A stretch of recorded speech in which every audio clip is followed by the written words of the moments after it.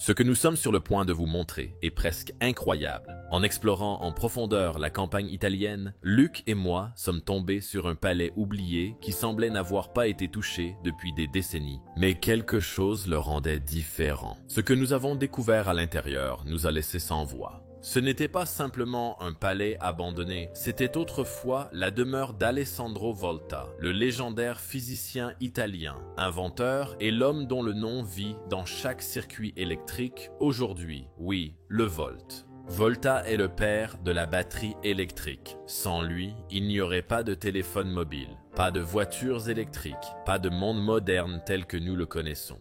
Et pourtant, nous nous tenions ici dans l'une de ses propres résidences. Nous avons creusé plus profondément et découvert que cette maison n'était pas simplement l'une des nombreuses qu'il possédait. Sur la base des documents conservés, des articles scientifiques et du niveau de savoir-faire dans toute la maison, il s'agissait probablement de sa résidence la plus importante, possiblement l'endroit même où certains de ses travaux révolutionnaires ont pris forme et aussi où il est décédé en 1827. Après que M. Alessandro ait vécu ici, sa famille, également renommée pour ses contributions au monde, a continué à vivre dans cette maison jusqu'à un certain point. Ce qui nous a le plus choqué, c'est que ce site historique a été laissé à l'abandon pendant plus de 40 ans. Tout en Italie célèbre Volta avec des statues, des noms de rues, des musées, et même en le présentant sur son ancienne monnaie nationale. Pourtant ici, le cœur de sa vie personnelle et de son travail a été laissé de côté. Un lieu qui a été le foyer de l'une des personnes les plus importantes de notre monde moderne.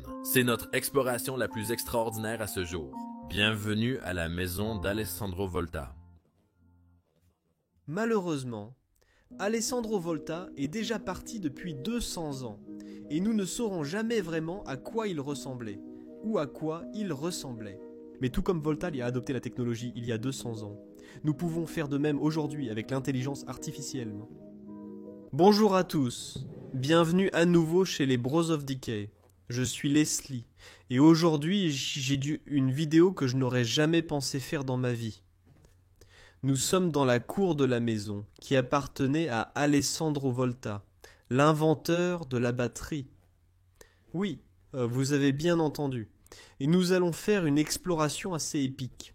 Nous allons littéralement faire un pas de 200 ans dans l'histoire, et cela va se produire une fois que nous nous aventurerons à travers ce trou là-bas.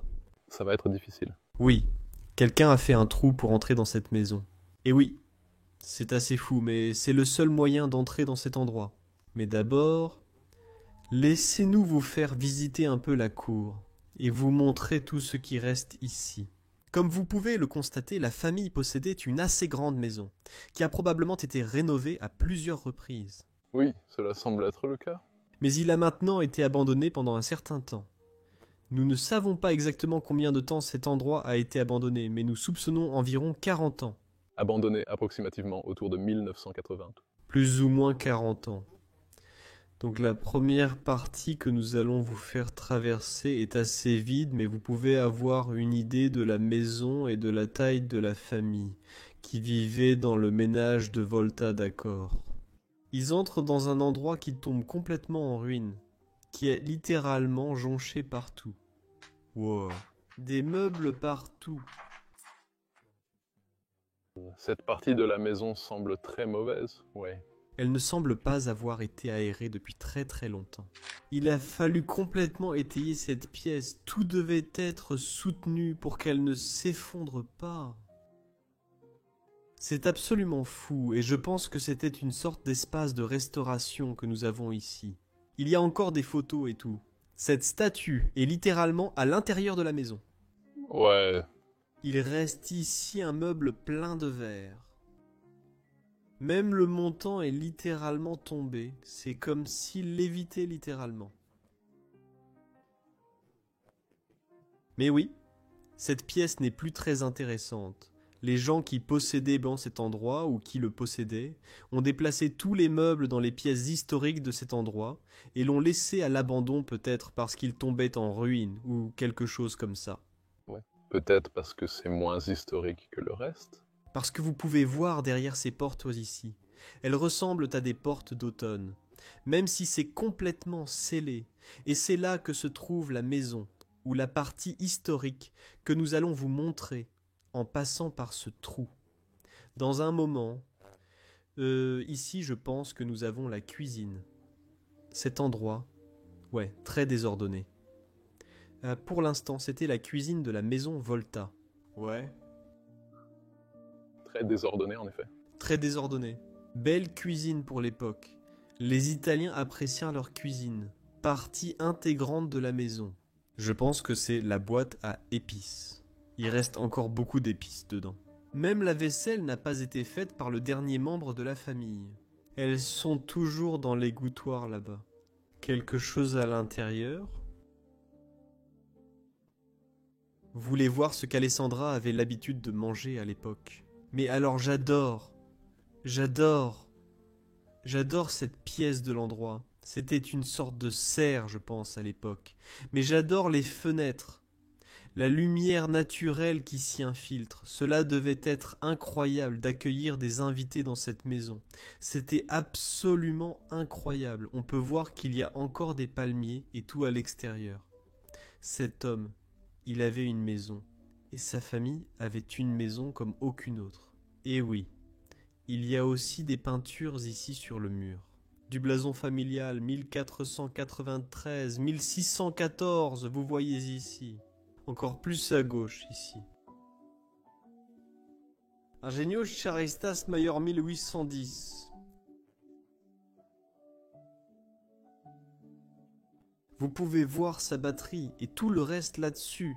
Ses inventions. Ho ho ho. Je suis tellement excité de vous montrer la partie principale de cette maison. Vous allez être époustouflés par cela. Je pense que nous ne pouvons pas aller plus loin ici. Ceux-ci sont complètement murés. Ouais? Ils ont vraiment essayé de sauver cet endroit à l'époque? D'accord. Retournons à ce trou et passons à travers. Je vais vous montrer la maison de la famille Volta. Lentement.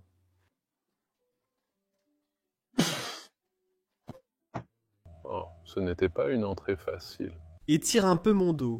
Nous sommes déjà presque 27, tout le monde là-bas. Mais maintenant, c'est l'heure de la partie la plus incroyable de cette vidéo. Tu vas perdre la tête. J'adore la pièce dans laquelle nous venons d'entrer.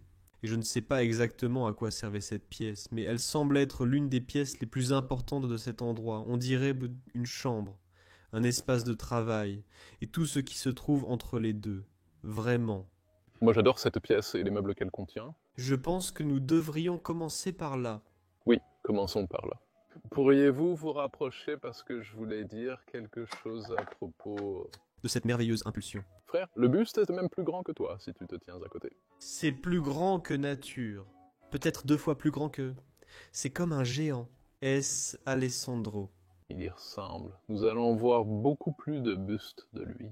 C'est entièrement fait de marbre, pas de plâtre. Tu ne peux probablement même pas le soulever, mon ami. C'est fou.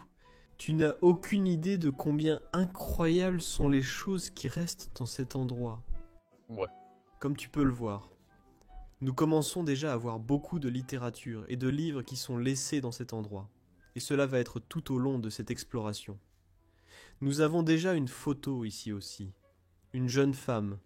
Peut-être sa femme. Mais Alessandro est déjà décédé. Il était décédé en 1827 à l'âge de 82 ans. Tout le monde qui a vécu après lui ici a apporté des choses dans la maison. Mais il reste encore beaucoup de souvenirs d'Alessandro dans cet endroit. Oh oui! L'une des choses que j'aime vraiment dans cette pièce, ce sont ses peintures. Oui, ces peintures. Je pense que tu pourrais les appeler des peintures. De l'autre côté, elles sont bien meilleures qu'ici. Oui, ces peintures sont vraiment en mauvais état. Laissez-moi me retourner et vous montrer l'autre côté. Celles-ci semblent être en meilleur état. Et ceux-ci auraient pu être des membres de la famille. Oui, très probablement. Peut-être même qu'Alessandro était sur l'une d'entre elles. Oui, absolument. Alessandro Luigi, son fils Zanino. Et il avait un autre fils dont j'ai oublié le nom. Mais je crois que c'était Flamino. Flamino, je pense que tu avais raison, oui. Mais le seul qui était aussi physicien était Sanino. Donc nous devons le garder à l'esprit. Mais oui, peut-être souligner que toutes ces peintures en décomposition ici semblent folles. Tout ce que vous voyez dans cette pièce pourrait encore être de l'époque d'Alessandro. Qu'avons-nous par ici? Regarde vite, entre, vas-y. Une salle de bain dissimulée est comme une pièce secrète. Il y a beaucoup de désordre ici. On ne peut pas filmer grand-chose ici. Non. Un lit en ardoise se tient ici au milieu. Peut-être que quelqu'un vivait, travaillait et faisait tout dans cette pièce. C'est ce que cela me semble. Il y a tous ces livres super vieux avec de l'écriture au crayon dessus laissée derrière. Ces livres ont peut-être des centaines d'années. Peut-être 100 ans ou plus, qui sait. Regarde derrière toi, oui. Voilà ce que je voulais montrer à tous. Tout d'abord, ils ont tous une indication sur eux. Nous allons aussi voir cela dans l'autre pièce. Ils sont tous classifiés. Tous classifiés, c'est très organisé. Regardez ça. Probablement tous les livres de physique et de chimie qui sont ici. Oui, bien sûr. Parce que Zanino était un physicien, et Alessandro, bien sûr, était un chimiste, et un physicien. Donc tout ici est probablement lié à cela. Je n'ai aucune idée de comment lire l'italien, donc je ne peux pas vous le dire. C'est tellement cool. Et au bas de cette bibliothèque, ici de cette bibliothèque, Il y en a tellement. des centaines et des centaines de livres que nous voyons toujours dans ces lieux de ces personnes très intelligentes et qui accomplissent beaucoup dans leur vie. Toujours beaucoup de livres ici et dans les armoires. Et cela vous dit simplement, si vous voulez accomplir quelque chose dans la vie, lisez des livres. Regardons de ce côté, oui. Allons là-bas. Je vais commencer ici. Mon petit lit, on dirait qu'il a été utilisé comme un canapé à l'époque par Alessandro. Sorte de banque de détente, je pense que c'est ça. Ça fait aussi très français. Définitivement très français. Oui, c'est ce que je ressens. Oui, qu'est-ce que tu vois? Regarde ça, c'est une peinture complètement dévorée. On ne peut même pas distinguer ce que c'est. Vertical. Tu peux le voir. Ouais, c'est vertical. Voir un homme ici ou une femme, une personne. Ouais. Je n'ai aucune idée de ce que c'était pour Regarde ça. Ça ressemble à des porte-bougies.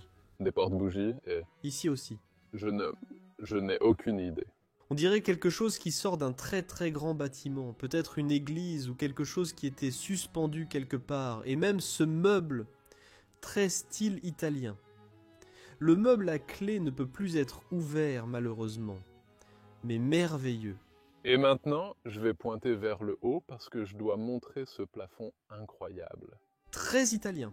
Surtout pour la région dans laquelle nous nous trouvons actuellement. Il est entièrement fait de bois, hein? Oui, complètement. C'est juste de la peinture pour bois. Ce n'est pas du plâtre, c'est simplement du bois peint. Oui. Et j'adore les inscriptions latines qu'ils ont. Celui-ci dit famille ici. Tu as vu ça? Oui? Famille insula, tu connais ces phrases? Des sortes de choses religieuses. C'est la famille, c'est Dieu, c'est essentiellement ça. Le latin n'était pas ma matière la plus forte. C'était honnêtement ma pire. Moi non plus. J'ai un peu étudié ça à l'école. Mais ouais. J'ai complètement oublié. Une chose que j'aime vraiment, vraiment dans cette maison, surtout dans cette pièce, c'est cette cheminée ici, qui est intégrée dans le mur. Il y a un thermomètre à l'avant. Et j'adore le style de ça. Ça ressemble à une sorte de fiole de chimie ou quelque chose. C'est l'impression que ça me donne. Et cela correspond vraiment à l'héritage d'Alessandro. Beaucoup de livres ici sur le bureau, bien sûr, il faisait encore des études et tout. Regardez, C'est un piano? est-ce un piano? Je suis 100% sûr que c'est un piano. Pouvez-vous regarder à l'intérieur? Est-ce un piano? Soyez prudents. Vous entendez le piano. Ne le prenez pas, c'est impossible de vous le montrer. Voulez-vous savoir comment je l'ai vu? Pouvez-vous sortir cette chaise d'ici? Oh wow. Je l'ai vu depuis les pieds du piano, essayez de le prendre. C'est très difficile, oui. Tu le vois, comme le pied du piano. Oh mon Dieu, tu as raison, c'est juste ici en forme de harpe. Ouais, exactement. Cette maison est pleine de surprises quand nous avons trouvé cet endroit pour la première fois et que nous y sommes entrés. Nous ne savions même pas qu'elle était d'Alessandro Volta. Et puis nous avons commencé à le découvrir à travers tous les papiers et tout, et avons commencé à faire des recherches. Et les statues, bien sûr. Et j'ai été époustouflé, c'est fou mec. C'est fou. Regardez ici, nous avons encore un autre beau tableau. Au-dessus de là, de cette région, ouais, magnifique. Absolument merveilleux. Mais comme nous l'avons dit avant, beaucoup de meubles ont été empilés partout comme vous pouvez le voir. Cela devait être partout dans la maison, probablement cela. Il y a littéralement un lit juste ici. Waouh, regarde là-bas, il y a... Oui, tu te concentres probablement sur la toile d'araignée, mais il y a un blason derrière. Oui, un blason familial. Qui a 1848, 1873, 1890 et 1932. Cela en dit long sur la famille. Oui, et c'est aussi de ce côté. 1880, 1910, 1937. Magnifique blason avec des licornes. Waouh! Et je peux aussi voir un porc-épic dans le blason. Et oui, définitivement 2 licornes aussi. Oh waouh, c'est magnifique. Tous les murs, comme vous pouvez le voir, sont également peints. Ils sont très beaux et élaborés. J'adore la lampe, comment dit-on cela? Luminaire. Oui, c'était ça. Ce luminaire avec son plaquage en or est très typique du style italien. Une fois de plus. Magnifique. Je vais vous montrer l'une de mes pièces préférées aussi. C'est ma deuxième pièce préférée dans cet endroit. Et c'est celle juste ici. Mais je vais vous l'expliquer. Ça va? Oui. Nous devons faire attention car il y a des petites choses. Partout encore. Il y a des meubles littéralement partout. Regarde cette pièce. L'homme qui nous a donné l'électricité, né en 1745 à Como, en Italie, Volta, n'est pas né dans une famille riche. Mais dès son plus jeune âge, il était obsédé par la science. Alors que d'autres débattaient encore de l'existence même de l'électricité, Volta construisait des appareils pour prouver qu'elle pouvait être maîtrisée et contrôlée. Sa plus grande percée est survenue en 1800 lorsqu'il a inventé la pile voltaïque, la première batterie électrique au monde. C'était la première fois dans l'histoire que les humains pouvaient générer et stocker de l'électricité sans dépendre des animaux ou de la friction. Cette seule invention a jeté les bases du monde moderne. Il a étudié la physique, la chimie et les langues et a même enseigné pendant des décennies. En dehors de son travail, Volta aimait la nature, la botanique et faire de longues promenades autour du lac de Côme. C'était un homme calme et réfléchi qui croyait en la compréhension du monde par l'expérimentation et non par la théorie. En 1827, Alessandro Volta est décédé dans la même ville où il est né. Aujourd'hui, le terme Volt porte son nom en son honneur, un rappel qu'un seul esprit peut changer le cours de l'histoire. Par où devrais-je commencer? Je pense dans le coin là-bas. Nous avons une autre merveilleuse statue d'Alessandro. C'est certainement Alessandro Volta. Cet homme est décédé en 1827 et il est toujours honoré par les générations de sa famille, génération après génération. C'est le travail qu'il a fait pour le monde. Mais maintenant, regardez juste là-bas. Nous voyons les moulures de couronnement et les ornements. Mais si vous regardez de près les ornements, vous pouvez voir qu'ils sont en forme de la première batterie, inventée en 1799 par Alessandro Volta. C'est incroyable. C'est la base de tout ce que nous connaissons aujourd'hui. Nos ordinateurs, téléphones, lumière, caméras, ce microphone, tout ce que nous faisons en ce moment est grâce à l'invention de cet homme ici, Alessandro Volta. Il a prouvé que l'électricité ne provenait pas seulement des animaux, mais venait aussi chimiquement, et a construit la première batterie en 1800 qu'il a présentée au monde. Je suis un tel nerd dans ce domaine. Probablement que certaines personnes vont dire genre qu'est-ce que c'est important, c'est super important. C'est l'une des choses les plus importantes pour l'humanité jamais. Ouais. Son invention a façonné le monde tel que nous le connaissons aujourd'hui. Je me sens donc tellement puissant en me tenant dans la maison de la personne qui a littéralement inventé probablement tout le monde que nous connaissons, notre monde moderne. Cela me fait un peu trembler. C'est aussi une représentation d'une première batterie. Et si vous voyez la grande tour là-bas. Je ne sais pas si vous voyez cela correctement. C'est un costume assez difficile. Mais pour vous expliquer très grossièrement comment fonctionne une batterie, ou comment fonctionne la batterie qu'il a inventée, il a empilé des plaques de zinc et de cuivre l'une sur l'autre avec un électrolyte au milieu. Cela formerait une cellule de la batterie. En empilant beaucoup de cellules et en les connectant, vous pouvez fabriquer une batterie et générer une très petite quantité d'électricité. Regardez par ici. Nous en avons encore plus. Cela ressemble à une sorte de bureau que nous avons devant nous, avec encore quelques écritures dessus. C'est tellement beau.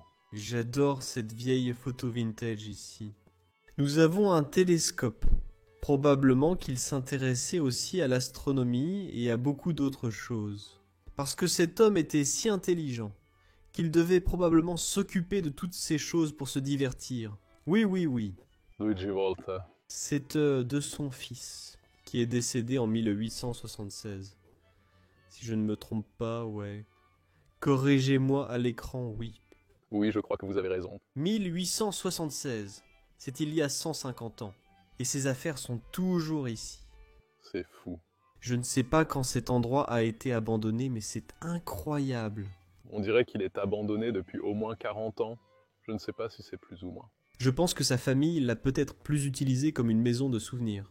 Très probablement. Wow. Une autre merveilleuse représentation là-bas. Cela devait être merveilleux d'être dans un tel endroit, avant qu'il ne soit complètement abandonné, pour que les enfants puissent voir à quoi ressemblait la maison de leur arrière-grand-père. Regardez, Citon, c'est fou. C'est le luminaire, mais il a un blason dessus. Et le blason est celui de cette famille. Et même dans le blason, ils ont cette première batterie exposée là-dedans. Je peux aussi voir quelque chose à propos de la pharmacie. Peut-être la chimie? La chimie, vous savez, la chimie pharmaceutique, donc oui. Pour vous donner un peu plus d'informations sur Alessandro, parce que je continue à parler de lui. Il a aussi, grâce à son invention de l'électricité ou de la batterie, il a aussi inventé le mercure, si je ne me trompe pas. Si je me trompe, notez-le ici. Donc cet homme, après son invention, a même continué son enquête, et il était juste super fasciné par tout cela. L'un des faits que j'aime le plus, c'est possible que ça. Non. Napoléon Bonaparte était dans cette maison parce qu'Alessandro Voltaire et Napoléon Bonaparte étaient amis. Alessandro, lui, a rendu visite au palais de Versailles à plusieurs reprises. Oui. Il était super intéressé par le travail d'Alessandro et ils sont devenus des amis très proches tout au long de sa vie. Alors, Fou, encore une fois. les sœurs ensemble et puis toutes ces photos vintage ici.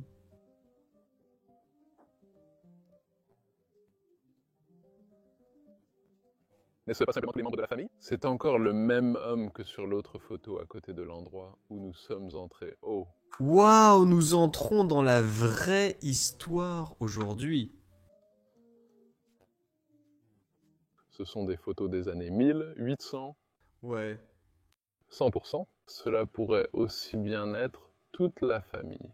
Ce pourrait être l'album par défaut qu'Alessandro tenait dans ses mains, la maison la plus folle que j'ai jamais vue. C'est une maison d'histoire. C'est une maison comme celle-ci ne devrait pas être abandonnée. Tout ce que nous ramassons, que nous tenons dans nos mains, détient une histoire qui a changé le monde et c'est juste incroyable. Regardez ici un dessin du blason familial. Et encore plus d'écrits, c'est tout. Des choses religieuses. Alessandro Volta, mon gars.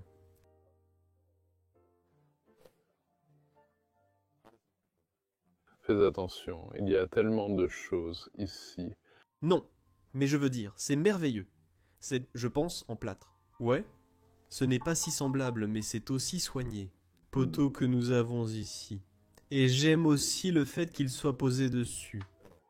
Oh ouais. C'est incroyable. C'est quelque chose. Ouais. J'adore absolument ça. Je ne sais pas où aller plus loin, à partir de cela. Comment allons-nous jamais monter sur cette maison? C'est impossible. Au moins dans l'histoire. Dans l'histoire, non. Mais assurez-vous de vous abonner à la chaîne, car nous allons essayer de trouver plus d'endroits, comme celui-ci, dans le monde entier. Assurez-vous de liker cette vidéo. C'est super important, car cela permet à d'autres personnes de voir cet endroit. Et peut-être grâce à notre exposition, il sera vu et peut-être qu'il se transformera en musée. Voir cet endroit transformé en musée serait incroyable. Ce serait un rêve avec moi. D'accord. La prochaine pièce, tout le monde. Et je crois que nous sommes entrés dans la plus grande pièce de l'endroit de loin. Et c'était autrefois l'espace de restauration, comme vous pouvez le voir. Ou la salle à manger, si vous voulez l'appeler ainsi. Mais encore une fois, beaucoup de meubles partout. Regardez cette belle table que nous avons là. Nous ne pouvons pas ignorer ça, n'est-ce pas, mais il y a un merveilleux meuble debout ici dans le coin que nous devons absolument montrer.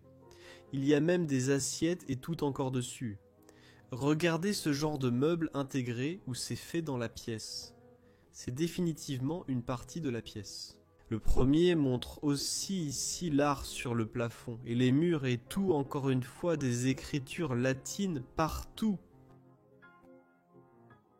Magnifique. Et ces portes aussi. Elles sont vraiment magnifiques. Vraiment très jolies, on dirait qu'ils ont des vitraux. Mais en fait non. C'est juste Oui, du verre. C'est tellement italien. Comme ils essaient d'imiter ce qui est réel dans leur peinture. Et j'aime vraiment ça, mais regardez au-dessus ici encore d'énormes pièces de décoration venant de quelque part. Avons-nous juste trouvé la première batterie? Désolé. C'est d'accord. Puis ici, au milieu de la table, nous avions une énorme table à manger. Alessandro était aussi un homme de famille. Il avait une femme. J'ai oublié son nom. Mais il avait aussi 3 fils. Et bien sûr, ses enfants ont eu des enfants. Luigi vivait ici, et au fil des ans, plusieurs personnes ont dû vivre à cet endroit. Donc, c'était définitivement la maison familiale de la famille Volta. Oh, maintenant je le dis, Volta. Tout le monde, d'où vient Volta. C'était la personne qui a inventé la tension. Et la pile voltaïque, que je viens de vous expliquer, cette première batterie, et que Volt est attribuée à leur nom de famille, la famille Volta. Regardez ça, ce générateur est merveilleux. J'adore le plaquage or là-dessus, typiquement italien encore une fois. En France, dans un château, vous trouveriez cela laid, mais ici en Italie c'est magnifique. C'est magnifique. Même cette table avec ses chaises, entièrement faites de cuir. Absolument merveilleux. J'adore les épingles ou les clous que nous avons ici, aussi beaucoup sur les côtés. Quelque chose comme sur la table des livres, comme vous pouvez le voir et tout. C'est la chaise couronne. À la fin, un peu plus différent que les autres. Un peu plus extravagant. Très très merveilleuse chaise, belle peinture. Religieux. Oh oui, c'est écrit dessus. Et puis cette toile d'araignée. Oui, il y a des toilettes d'araignée partout. Vous pouvez voir que cet endroit a été abandonné depuis si longtemps maintenant. J'aime aussi ce coin ici, c'est assez beau. Il y a beaucoup de choses là-bas que nous pouvons regarder. Qu'est-ce que c'est? Evanesia, ouais. Ensuite, nous avons un autre buste. Je pense que cela pourrait être l'homme de la photo, Luigi. Cela aurait pu être Luigi, oui. Mais il n'a pas de nom. C'est assez étrange. J'aurais aimé connaître le nom. Moi aussi. Regarde cette merveilleuse dame là-bas. La même dame que dans l'autre pièce. Nous continuons à trouver les mêmes personnes. Et puis c'est complètement détruit. Très vieille peinture, mais c'est toujours si beau. Avez-vous regardé sur la poitrine de celui-ci? Oh non. C'est le même cochon qui revient. Donc c'était des meubles faits pour eux. Oh. Ouais, regarde ça. Qu'est-ce que ça dit? Est-ce qu'il y a la pile de batterie? Oh mon Dieu! Volt, je ne peux pas le voir. Tu dois bien filmer ça. Waouh! Donc la pile voltaïque que nous vous avons montrée auparavant est juste ici, la première batterie au monde. Comment trouvons-nous ces endroits? Allez, ce n'est pas réel. Tout le monde va dire que ce n'est pas réel. Mais c'est réel. Ce n'est pas de l'IA. Regardez cela. Quelques-unes de ces merveilleuses portes. Et ensuite nous avons une chaise rouge velours dont nous avons besoin là. On dirait un beau trône ou quelque chose sur quoi s'asseoir. Je veux aussi vous montrer ce meuble. Qu'as-tu trouvé sa batterie? Non, une autre batterie. J'aimerais que nous trouvions la batterie, mais il y a encore des vêtements à l'intérieur, ici. C'est beau, n'est-ce pas, hein? Eh bien, il y a même encore du matériel de cuisine là-bas. Il y a encore des choses ici. Ouais. C'est l'un de ces vieux mixeurs. Filme aussi le mur là-bas. Il y a encore quelque chose écrite en latin là-haut. Quelque chose comme Dom vis prex laris. OMVS. Ouais, à l'époque, le V était un U, je crois. Si les gens ne croient toujours pas que c'est la maison d'Alessandro Volta, cela changera probablement avec cette pièce. Venez avec nous. Nous allons vous montrer que c'est la maison d'Alexandre. J'aime aussi cette pièce. Ouais. C'est incroyable. Je vous montre d'abord le plafond. Ouais, laissez-moi vous montrer le plafond. Regardez ça. J'adore le blason que nous avons là-bas. Donc je pense que c'est la première indication que c'était sa maison. Vous pouvez voir le blason et il est écrit 1810 sous le blason. C'est le même blason que nous avons vu dans l'autre pièce. Il a inventé la batterie en 1790. Et en 1800, la première année où elle a été présentée au public, puis 10 ans plus tard, ils ont peint le plafond. J'adore ça. C'est beau, mais malheureusement, comme vous pouvez le voir, il faut aussi le clouter. Mais je suis content qu'ils aient soutenu le plafond, sinon il se serait effondré. On peut voir que quelqu'un se soucie encore de cet endroit. De temps en temps, ils viennent ici. Ça a l'air un peu vieux. Donc ils s'en soucient. Mais d'une certaine manière, ils ne s'en soucient pas. Et c'est très triste parce que beaucoup de ces choses devraient être enlevées et mises de côté. Continuez à parler du plafond dont vous parliez. Oui. Ici, nous avons une autre crête, et c'est la famille Volta, je pense. 1493, c'est cet arc que nous avons vu sur le coffre aussi. À côté de l'arc, et ensuite à côté, vous avez la batterie. Oh oui, avec l'oiseau? C'est donc un développement de la crête au fil des ans. Oui, vous pouvez voir ce meuble avec le tiroir. Devrions-nous commencer ici? On vous a dit où tant de papiers ont été laissés derrière? Waouh, regardez cette photo. Je n'ai même pas encore vu ça. Ouais. C'est la photo de la première batterie au monde, mais peut-être que c'est une photo faite de quelque chose qui est dans le musée en ce moment.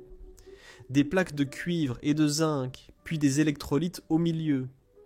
Pour ceux qui ne savent pas ce qu'est un électrolyte, c'est comme une connexion entre les plaques pour permettre aux électrodes de circuler entre les états de la batterie, et c'est fait en carton. Et je crois du tissu.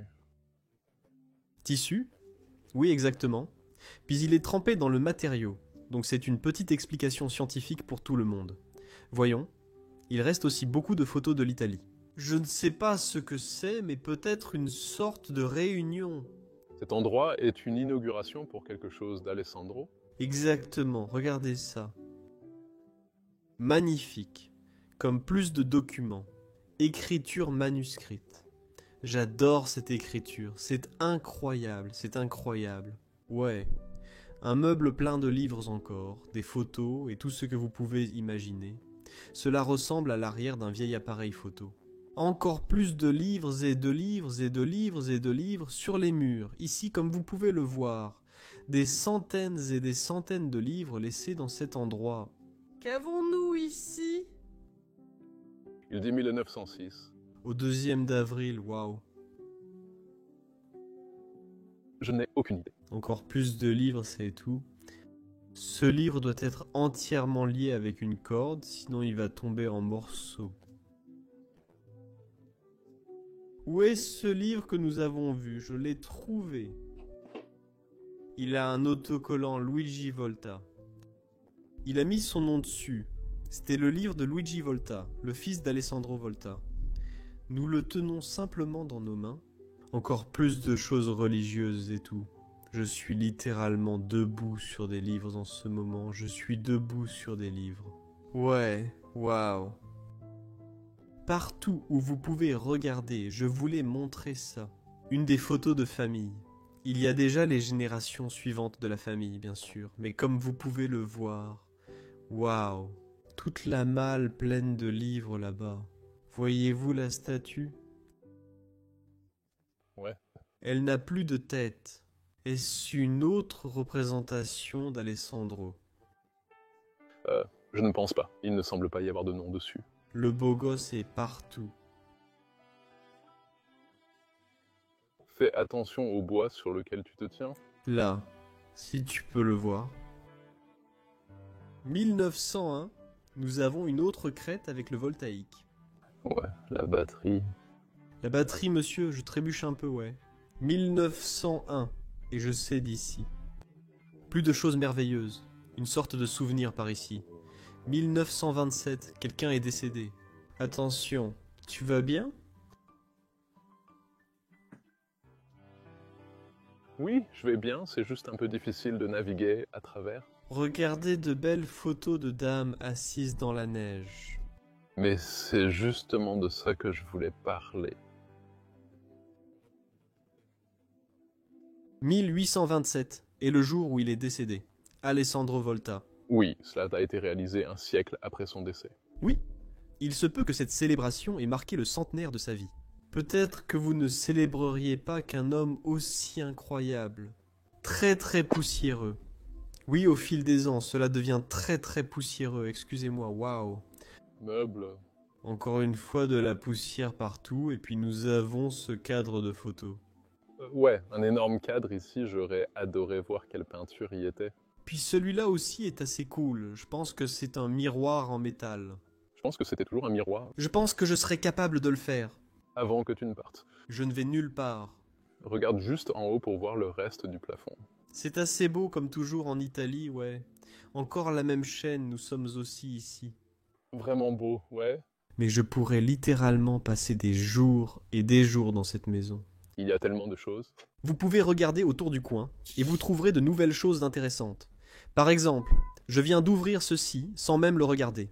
C'est un ancien jeu de bingo. Comme venez, il y a tout. Ici, c'est historique et fait partie de cet héritage et plus d'armoires.